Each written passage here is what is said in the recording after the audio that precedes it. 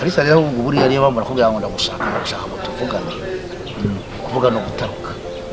Kalisa rwose umuntu agiye gose ngufashe rwose nyine dufaranga Kalisa urabizi ko nani nkubye ko ndi yarase nguzanyo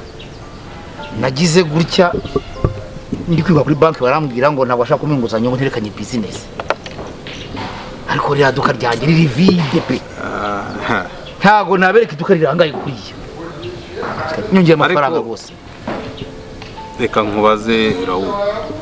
ubu akakanya nta namezi ubanza ari 6 da amezi 6 ntashize ngo haye miliyoni 5 ngo ufite sinze ngo ibibanza ngo ugiye gushoramo imari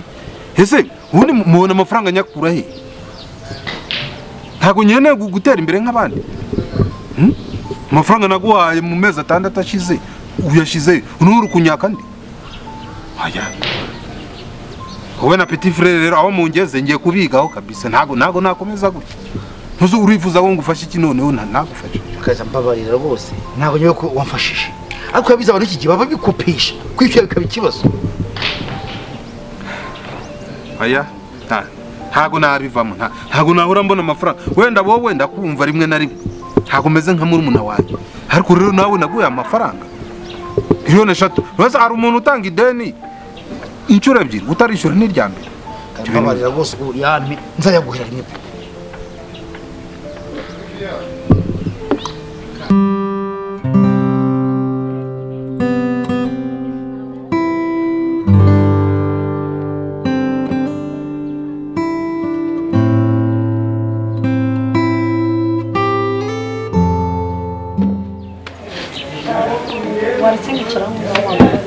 yego ye ubwo ni bimwe byawe rero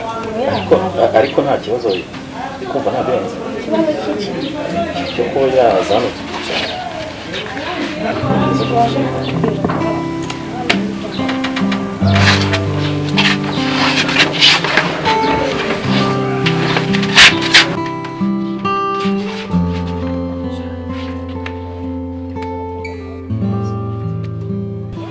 umva Marina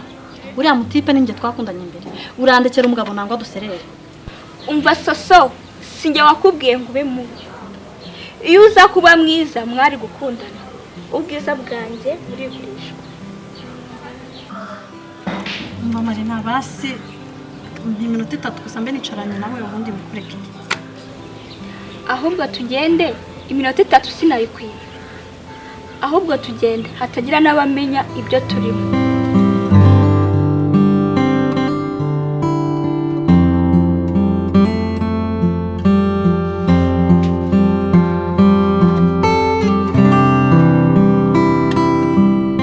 Sherizo ukuye ngibyiciro natekereza ngaha ni mu kabari no kwinjinga ntabirenze soso igihe naguhaye cyarangiye vira mu byicaro umva Marina genda gakutuze kwa Stella yasuye kwa nyirayo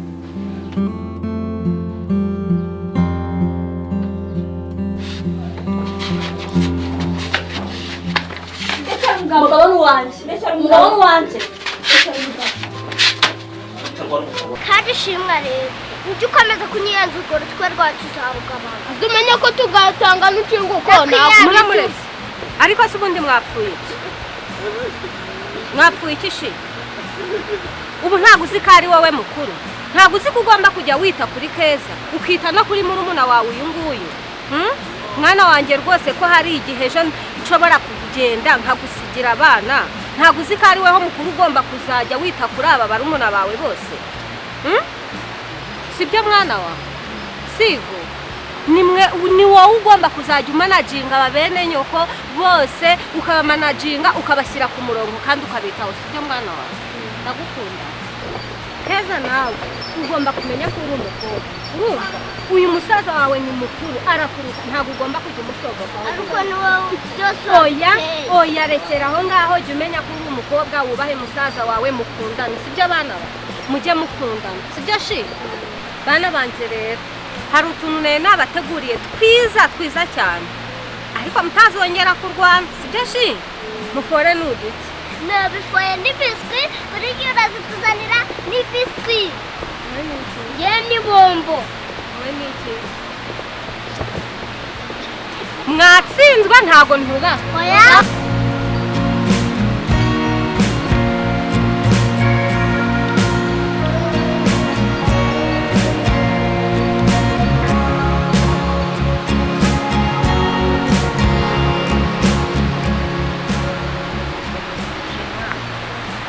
akantu ureba ngiye kuguha turi kureba iyi nyuguti ya hano ya F nagahawe na nyogokuru wanjye sibyo aya magambo yanditseho aya ni amahirwe sibyo uzakarinde ugafate neza sibyo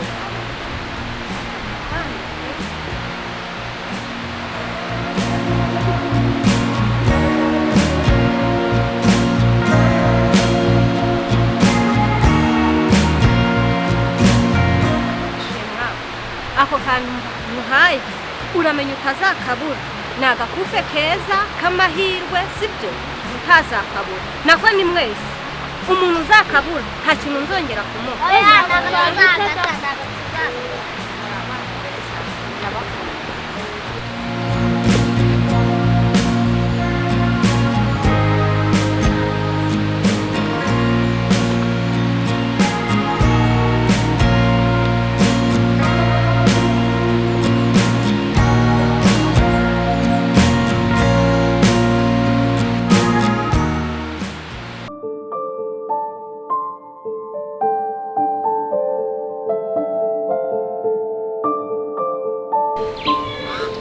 none se wowe nari kwemereye nyine duhura ndagusobanura ukuntu bimeze kandi ntugire ikibazo nyine imodoka zarabipakiye zose byose nyine uzi ikintu ushaka nkubwira ni wowe nakubwiye turaza kuvugana nyine wowe ntugire ikibazo turaza kuvugana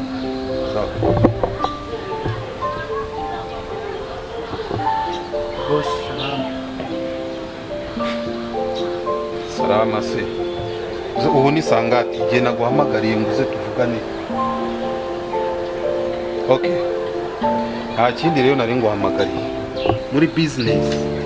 iyo utabaye serious by'ubuvandimwe bivaho bimbwiye iki ntaku nakugize wasabye support ndayigura ubufasha wanyenewe narabugura rero aho bigeze aho ugira ngo ngiye business yanjye ikomeze ipfe njye nahisemo gutandukana nawe muri business ugende wirwarize ugende ushakisha akazi hayo kuko ntako ntakugize urabizi uri mukuru wanjye ndakubaha ariko rero muri business nta santima zibamo aho ugira ngo rero business yanjye ikomeze ipfa ubusa yigira gute uyica ndebera ntabwo nakomeza gukorana nawe uranyirukana sana wakoze iki ese wibwira ko ibintu ukorana ntaba mbizi nta raporo bamwe ibiki se boss nakoze iki se kandi none niba unyirukanye mbwira nakoze udashaka kundusha ubwenge tuma nkubahuka uri mukuru wanjye ujya gutera inda uriya mukobwa nkoresha muri nuza mu ruganda kugira ngo sinzabimenya ntabwo bakundegeye wowe nagize ngo ni n'ibintu gutera inda se ukumva ari ibirenge none se urumva uri kumpa agaciro uri kumpesha agaciro ese wajya unatekereza ku muryango wacu ubu gutera inda ninjye muntu wa mbere uteye inda se urumva uri kubigira akantu gatoya umva yewe nta kindi nari nguhamagariye nshaka kumenyesha ko tutakiri kumwe muri business yanjye ugenda ushaka kandi kazi niba ari n'amafaranga ngusigayemo ndayaguha ariko umvire mu kazi amafaranga yose uyabare uyampe niba ari ibyo nyirukaniye byo gutera inda umpereze ibyanjye ngende nta birenze nunyirukana se niba unyirukanye uranyirukana no mu rugo iwanjye se ko numva wihagazeho ntaho ariko ujya umenya ko uri muto kuri njyewe nk'ubwo uri umukire nanjye nakubwiye ndakubaha nka mukuru wanjye ariko muri business yanjye ntabwo ngiye narebera gutya unyukira akazi kubera iki twara rero nafashe umwanzuro mvira mu kazi ubundi se kari kamariye iki karanaka tuzanteza n'ibindi bibazo ngiye ntabwo ntakugize aho bigeze rero twara akazi kawe ubwo uri kumva ari amafaranga nkurimo yose uyamereze nayo yose nayo ndimo yose uyampe okay nta bindi nongeraho ibintu by'akazi ngo uranyirukana no muri business uranyirukana no mu rugo se iki wawe nyine ntufite ndagenda gumana akazi kawe. ese nta niso n'ubu ufite twara ndakubaha se yuko umuntu ufite umugore n'abana egerayo twara akazi kawe bana. ariko nyamara ushatse byana akazi kawe basa niba icyo ubwira nyamara ushatse wakwisubira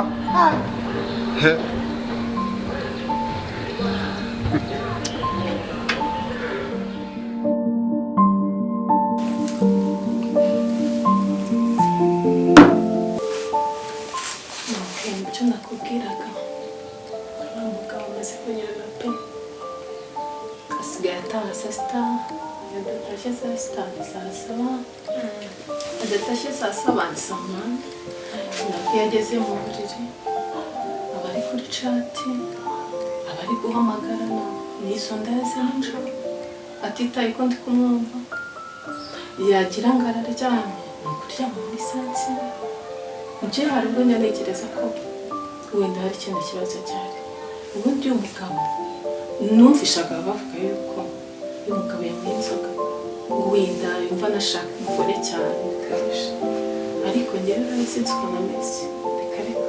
ahubwo iyo yanyweye inzoga ugira ngo nibwo akonje kurusha ubu rero noneho hari ikindi kibazo cyavutse ubu none ibintu atangiye no kuzajya nkubita asigaye nkubita kugira ngo ingoma z'abaporoso njye narumiwe sekere nyine umugabo wanjye buriya Kalisa nawe tumaze iminsi turi icyo kintu tumaze iminsi tubipfa rwose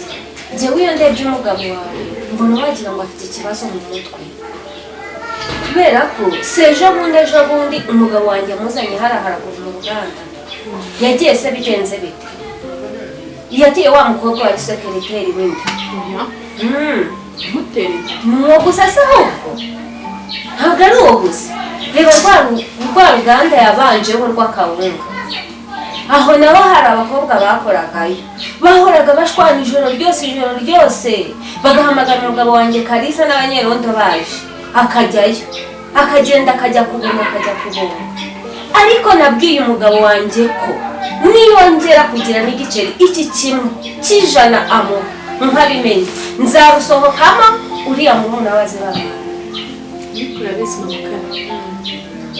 njyewe uriya mugabo nakomeze kumura ntekereza ngiye kumufatira umwanzuro igihe yahereye ancunagiza ibi bintu byanjye rero ntabwo byagarukira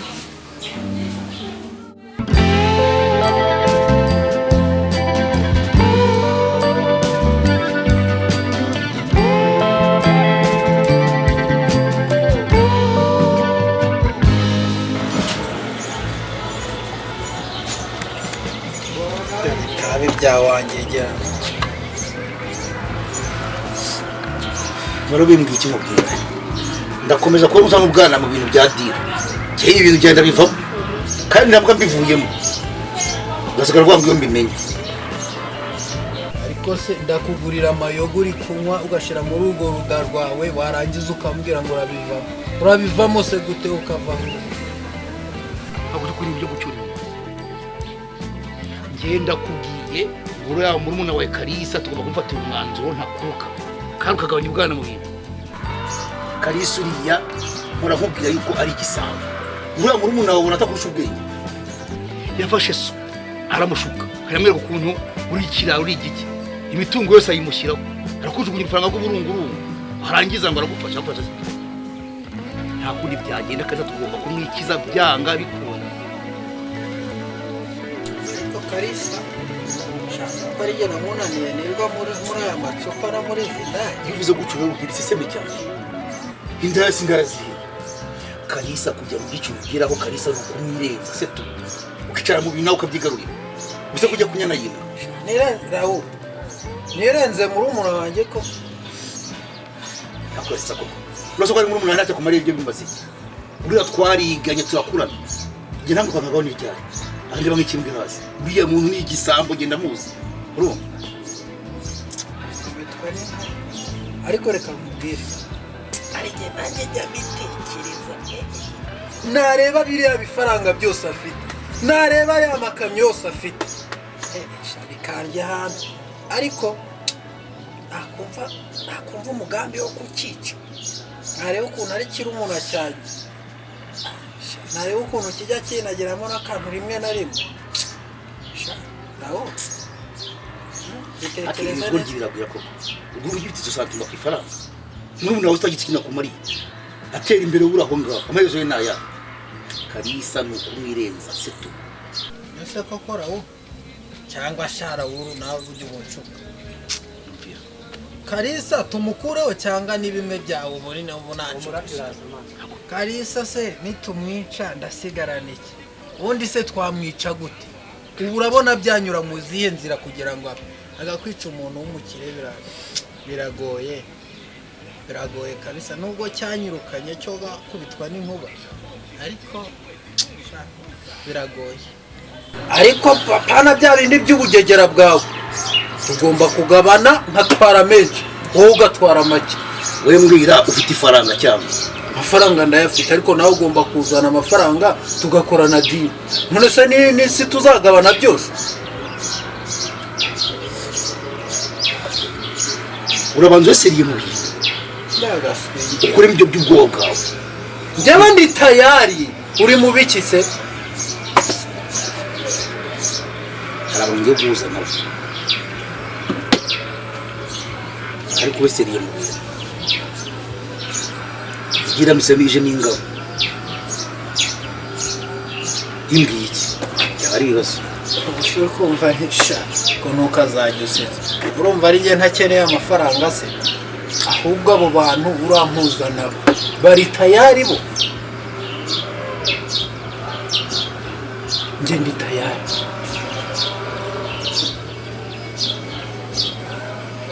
bimbwiye iki dore aho kubiteye ngiye kuza n'abo bantu dufata umwanzuro kuri ibi ngibi ntapfa kuba nta ngabo nzabona muri izi gahunda seto njye ndi tayari kabisa kiriya gipangu cyo kwa bose nta gisambo kizigera kihinjira reka nkwereke ibyo neza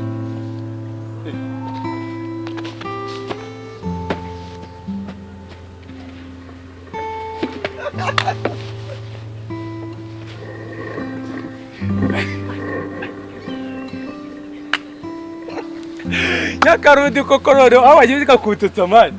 ibyo nibyo wize koko byo ntajye nabishobora mani ubwo nguko niko uzajya ufata umujura byoze ibyo nize mani byoze ibyo nize kera najyaga nkubwita utuntu tw'udusiporo twataye urasibona sha aho urimo kubita siporo ukagwa hasi uzafata igisambo tebwa